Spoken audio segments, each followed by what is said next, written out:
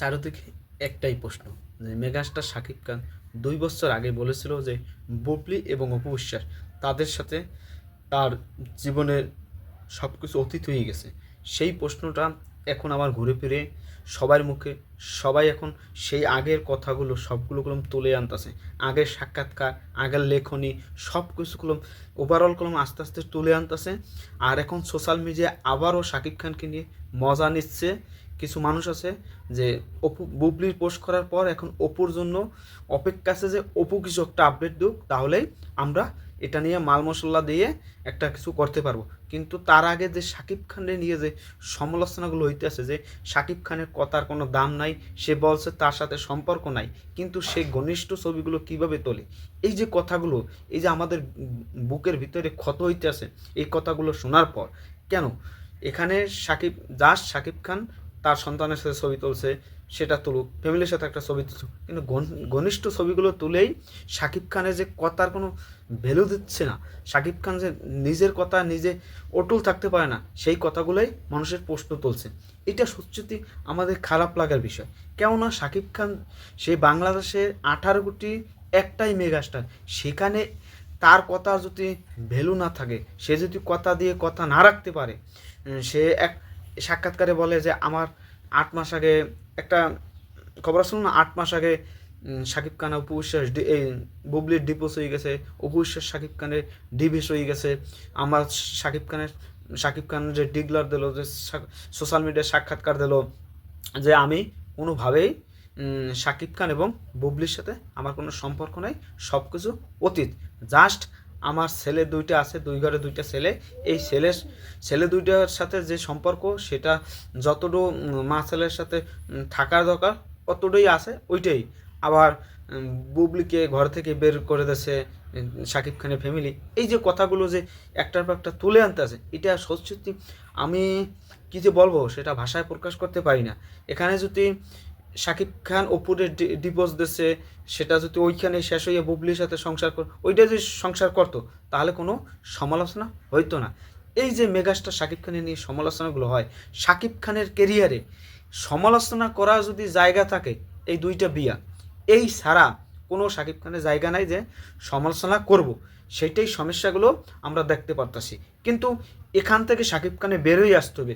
সে যেটা বলবে সেই কথার ভ্যালু থাকে জানি, তার একটা কথা বাংলাদেশে 18 কোটি মানুষের কথার সমান। সেই কথা, সে যেহেতু একজন সে আইডল, বাংলাদেশে আইডল, আমরা তাকে সম্মান করি।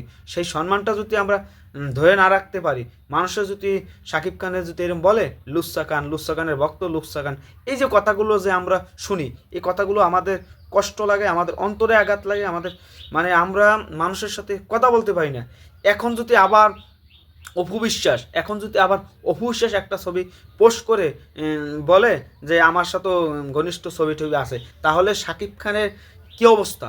তার তার এখন বেঁচে থাকতে এই সমালোচনাগুলো দেখতে হয়। আরও অনেক ওয়ার্ড এখন ব্যবহার করতে ইচ্ছা করে, কিন্তু ওই যে ভালোবাসি, শাকিব খানের ভালোবাসি, তার জন্য অনেক কথা, অনেক কিছু বলতে পারি না। অনেকেই এখন আবার কন্টেন্ট তৈরি করবে যে এক গ্রুপ কন্টেন্ট করবে, অপু বিশ্বাস কান্না পাইতেছে, বুবলি কান্না পাইতেছে, এইরকম ওভারঅল মশলা দিয়ে অনেক কন্টেন্ট, অনেক কিছু তৈরি করবে। কিন্তু এইগুলো তো পারি না, শুধু শাকিব খানে ভালোবাসি দেখে জাস্ট এই কথাগুলো বলছি কেন, যে শাকিব খান যদি না বলতো যে অপু বিশ্বাস বুবলির সাথে আমার কোনো সম্পর্ক নাই, আমি সব কিছু সন্তান এবং 2 সন্তানের জন্য ভালোবাসা, সব কিছু, এছাড়া আমার কিছু নাই, কিন্তু সে ডিভোর্স দেওয়া হয়ে গেছে 8 মাস আগে, আর 1.5 বছর আগে কথাগুলো বলছিল, তো 2 বছর আগে ডিভোর্স হয়ে গেছে বুবলির সাথে, তাহলে আবার এখন ঘনিষ্ঠ ছবিগুলো কেন? ডিভোর্স থেকে আবার ফিরে আসছে, এই কথাগুলো উঠবে না যে ডিভোর্স থেকে কি আবার ফিরে আসছে?